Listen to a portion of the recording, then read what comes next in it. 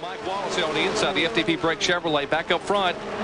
Mark Martin has picked up where he left off before. One car spinning, the car number 41. Johnny Benson, as a car takes a roll as it slid backwards. Apparently the air just picked the back end of it up and around and rolling over. Here they come back to the start-finish line. Here again is what happened. Well, it looks like he might have been tagged by a car, Jared. There was a pack of cars running together, and then it gets backwards, and you see the spoiler sticking up there. The air gets under it and lifts the back end up, and then it just starts rolling over in the grassed area on the backstretch here at the Michigan International Speedway. Fortunately, it does not get over into that guardrail, but that's a pretty serious-looking crash, but it lands on its wheels. Here's the why. Here's the 4 got into the back of Ward Burton, I believe. And then Burton's 22 got into Stewart. And everybody scrambles. That car is taking a whale of a ride, that 20 car is. It's getting hit. It's upside down. It's hit on its roof. It's on fire. And here's another angle. Coming off a turn 2 where we've said that it's the wind. Somebody got into the back of that car right there. That's Ward Burton right there. You saw a puff of tire smoke, and then everything let loose. I think that's what started. Somebody got it back of Ward Burton off turn 2. I'm pretty sure the 4 car got into the back of Ward Burton, turned him into the 20 car. And well, it's just ahead of it. Yeah, we're just ahead of it there. Now look at Burton's car. When it goes sideways, it collects up the whole rest of the field. I mean, there's cars going under Stewart's car while he's in midair. That must be at least 30 cars in that wreck. That's Steve Park. This is at the exit of turn number 2. I think that's where Richard Petty hit the wall here a few years ago. It sure is. Yep. It's a full course caution. First time this afternoon. Comes on lap number 25. Ooh, Park is way up on the tires and the barriers. John Kernan has a report. Park is going to come to watch as he backs in the fence. Overturns completely in the air, comes down on all 4. Looks like those guys at the X Games, the way they do those skates.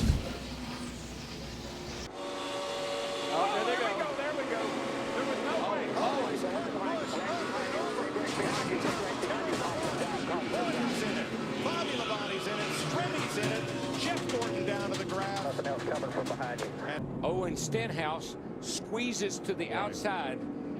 And that's Yaley. And that shoved Yaley down. And look at that 78 car upside down and then lands on top of Ryan Newman's 39 car. Bobby Labonte involved. Tough break for that 36 small 2-car team of Tommy Baldwin. And a tougher break for Kurt Busch. All drivers have climbed from their cars and are okay. That is 3,300 pounds of race car. There was some talk of whether the team could switch points. Whoa, guys, whoa. Oh, no. Oh, my gosh. I have never seen anything like that in my life. He hit that wall a ton. Oh, my gosh. Michael's moving around in the car. That's the part of the racetrack. I can't even hardly watch that.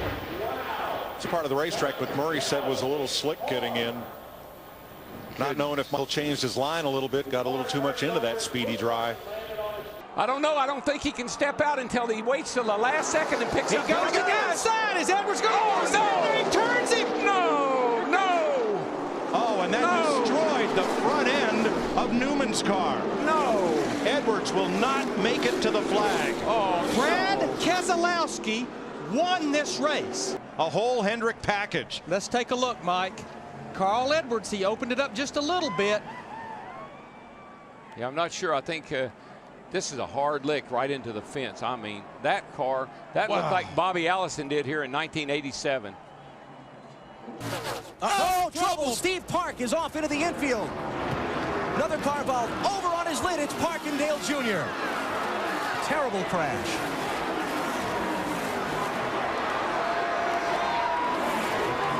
Man, Steve Park's car just turned dead left when he came off turn 2. Back there, just turned left.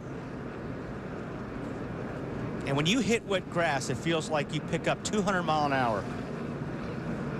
But you can see how that barrier gave way when Absolutely. that car That barrier absorbed a lot of energy, and I'll tell you what, that nice to see happen, because if that were a concrete wall, he would have taken a much harder hit. It's complete this time by, and look at this pack. Trouble off turn 4. Newman slams the wall.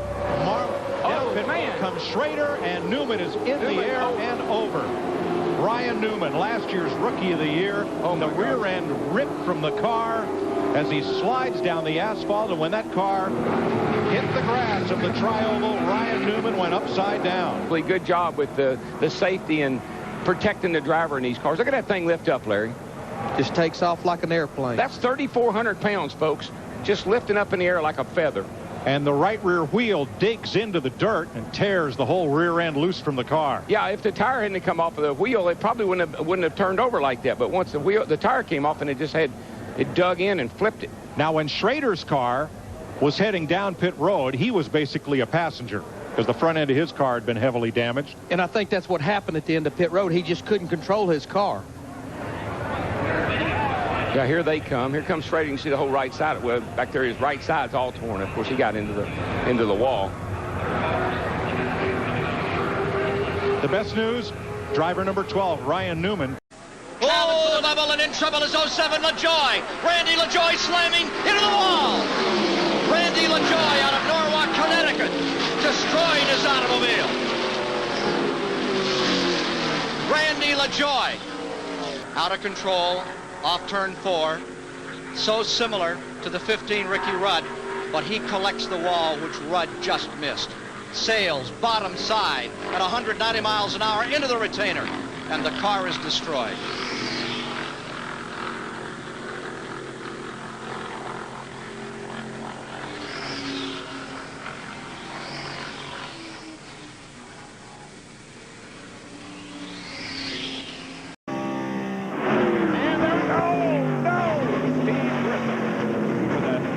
Crash and fire on the racetrack. It's knocked the gas tank out of the 41 car. That's what we see. They continue to work to get Steve out of the car. Here's the Pennzoil copter cam shot. And there we see Grissom. There we see the gasoline. Look at all that gasoline when it ignites, when he hits the wall. And there we see Mike Wallace go through, ignite the gasoline. Apparently there's no serious injury.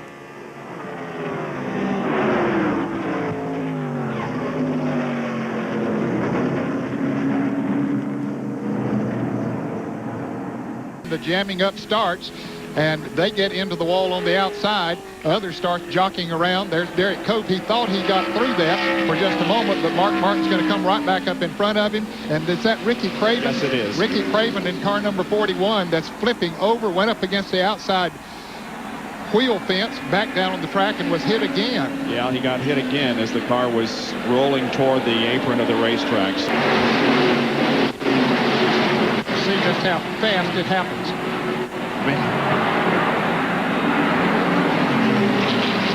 Tony Irvin was involved. And within a matter of 5 or 6 seconds, the whole thing can unfold. Keep digging. They're crashing. Rhodes into Crafton. Damn. Crafton up and over. And it just was a very aggressive push. Yeah, it looked like Grant Enfinger was trying to help. Ooh, look at Matt Crafton up and over. There's Johnny Sauter up in the middle of the mess. Outside, bottom three, close the door on the bottom. Get down, get down. Okay, truck, watch it spin, keep rolling, watch it spin, get through it. How crazy was that view of Crafton over there? We're going to see that again. Turn 1. Oh, car on its roof. Michael Waltrip. Mark Martin is in it. One of the championship contenders. Elliott Sadler, the pole sit on 38 car. Damage. This could be a nightmare. I'm not sure, but I feel great. Somebody turned to pole sitter. What are you going to do? Unbelievable. That's typical here. Oh, watching it again. I knew what I was doing. And Rusty just bunted me back over and got me in a huge crash. But Joey Logano. Big crash. Oh, he's upside down. Over and over, Logano goes between 3 and 4. No.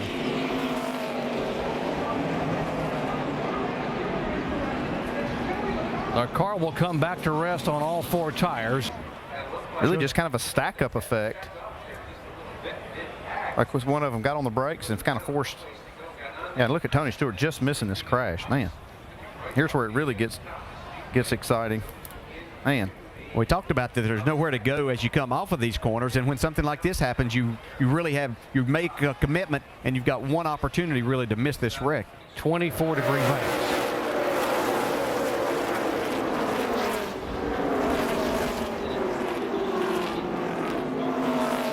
Just side over side over side, a violent impact, and the good news that this new car that now through the tri-oval, Checkered is waving. Ernie Evans wins, and Rusty spins and gets airborne and flips wildly right at the start-finish line, very reminiscent of his accident at Daytona. Oh man, that is too bad. Go right out of the picture, and it looks, there he is. Earnhardt right up on the back bumper of Rusty, and he does touch him. And around he goes, and that's one reason that Dale Earnhardt went down there. That's why he was so concerned, because he touched Rusty Wallace to start this situation, it looks like. And the car overturns about 6 or 7 times, pirouetting on its nose, end over end, side over side, comes to a rest on its wheels between the start-finish line and turn 1. What's going on there? Whoa! Oh, look out! We got trouble. This is going to hurt. Uh-oh. Oh, my. Oh, my.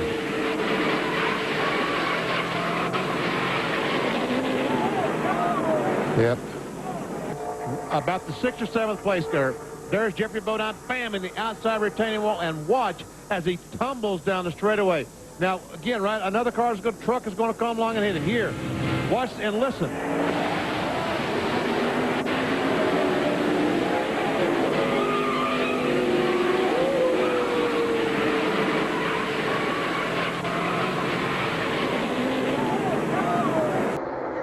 Another hood flap flies off. Oh, around goes the 18. The 42 collects the 17 as well. The 62 upside down. Brendan Gaughan upside down as he went back in front of the pack. Yeah, the 17 goes up to side draft. I don't think that affects the 18. It's the one just pushing his brother. It peels the 18 off to the right. It looks a lot like the 24 accident. Look at the 62, a full flip. Back on its wheels, thank goodness. Instantly stopped the flicking. The combination of the two. Oh, this shot right here. Yeah. Coming right at you. Look at this 62.